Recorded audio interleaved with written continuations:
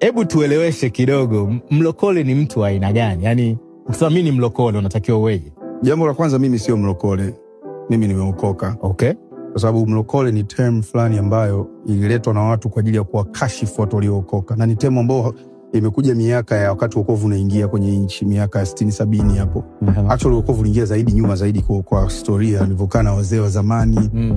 Miaka mingi, miaka 1930 huko Mbeya kwenye jiji la Nazareti, huko Igare, huko Mbeya, ni miaka mingi. Lakini especially kwenye miaka ya hiyo ambako watu wengi ndio wakaokoka. Kwa mfano babangu ameokoka mwaka 77 kwenye mkutano wa Moses Kulo hapo Temeke. Kwa hiyo wale ilikuwa ni neno la kuwakashifu watu waliookoka, kwa sababu miaka ile ulikuwa ukiokoka unaonekana mjinga, umepotea njia, uelewe unachokifanya. Kwa hiyo term mlokole na si term ambayo mimi kwangu ninaikubali na kuipokea.